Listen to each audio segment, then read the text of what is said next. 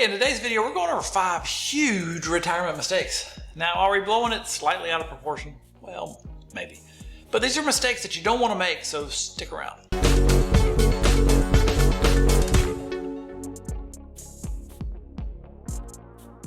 Hey, this is Mel Stubbs with Christy Capital Management, and I'm a financial planner that helps federal employees retire better, understand their system better, and make wiser decisions as it pertains to retirement. Glad you're here. Today we're going over 5 mistakes that you may want to keep your eye out for. The first one is the TSP Beneficiary Issue. If you die and leave the money to your spouse, the TSP will establish a beneficiary participant account for your spouse. If they die, the new beneficiary cannot continue to maintain an account with the TSP. Also, the death benefit payment cannot be rolled out to any other type of IRA or other plan. And so that means that that second beneficiary must take the TSP account money, take it out. It's going to be 100% taxable when they do it. So how does that compare with having an IRA instead? When you die, your spouse inherits the money. They can roll it out into their own IRA, or they can open up an inherited IRA. If your spouse then dies, their beneficiary can then inherit the money as well, and they don't have to take a taxable distribution all in one year. They will roll the money over into an inherited IRA, and they'll be able to stretch out the distributions over 10 years. The difference in taking, let's say, a $500,000 distribution all in 1 year compared to stretching it out over 10 years can be huge. There's no need to potentially be penalized with higher taxes if you can work around it. And the way to work around it is just not hold your money in the TSP. So when can you move your money out of the TSP? If you're still working, you can move it out into an IRA at age 59 and a half.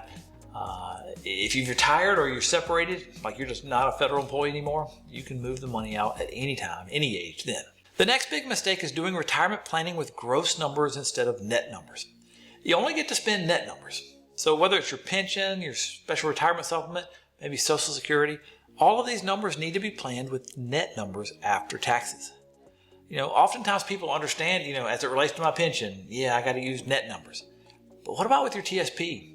When you're planning distributions, you got to remember the TSP balance is a gross number. It's not a net number. Now, if you got Roth TSP, then that number would be a net number. No taxes get taken from TSP Roth when you take a distribution. Now, lots of times when I'm talking with people about their TSP balance, they're viewing the balance as being 100% theirs. And in reality, the balance is not 100% theirs. And if you think about it, whenever you take a distribution out, you've got to pay taxes. And we don't really know the exact tax rate you're going to pay in the future. So you really don't know how much of the balance is actually yours. And it's hard to do planning when you don't really know how much is yours. We have lots of videos on getting traditional money to Roth. So if that's something you want to do, check them out. Another issue involving taxes has to do with tax brackets. Many people we talk to, they're married, and thus they're on the married filing jointly tax bracket. And as we're doing some planning for them, we can look out into the future to see what RMDs are going to be. That's your required minimum distributions, to see if that pushes you up into a higher tax bracket. Oftentimes, we're trying to implement some planning strategies to not have you get pushed into the higher brackets later in life. But this mistake comes in about not planning for taxes once you or your spouse dies. When one of the spouses dies, the remaining spouse will be experiencing the single tax bracket and not the married filing jointly, for potentially a good number of years in retirement. The single tax bracket is half as large. You fill up the bracket much faster. So depending on what your pension is, what your survivor benefit of the pension is, depending on what that larger Social Security will be, depending on the distributions that you're forced to take from your traditional accounts, those RMDs, it can cause you to fill up the tax bracket even faster because you're on the single bracket. This can cause you to pay higher taxes on your income than you might otherwise have to if you had done some Roth conversions.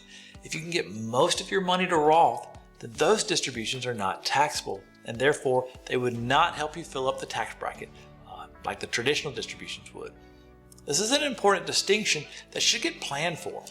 With Roth, there are no RMDs, and distributions are not taxed. With traditional, there are required distributions, and the distributions are taxed. Being forced to take taxable distributions in the single tax bracket is something that can be planned for and potentially avoided. Another mistake people make is not retiring to something. Not only do you need to be financially ready, but you need to be emotionally ready too. What are you going to do with your time? The vacation phase of just doing whatever you want to do, it gets old after a while. People are most successful in retirement when they can identify and live into their passions. What are you good at? What do you enjoy?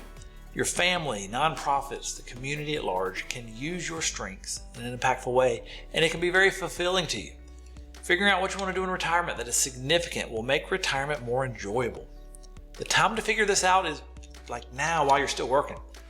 The people who retire knowing exactly what they want to do in retirement, they just retire better. It's definitely something you want to think about. The last mistake is, the potential mistake is if you choose to do the TSP annuitization. This is where you trade out your TSP balance for a monthly payment. The reason this is potentially a mistake is that for many people that we talk to, they don't need an additional monthly payment. Remember, you got your first check. You'll have a Social Security check. If you're married, you'll have an additional Social Security check. And for lots of people, that covers most of the bills. And when you give over your TSP balance for another guaranteed check, you're giving up access to that money. Many times you can take similar withdrawals from your TSP without giving up control and access to that balance. Now, I say many times because it's not guaranteed. What's appealing about the annuitization of the TSP balance is that you get a guaranteed check. It's certain. But some of the drawbacks is that you're going to lose access to that money.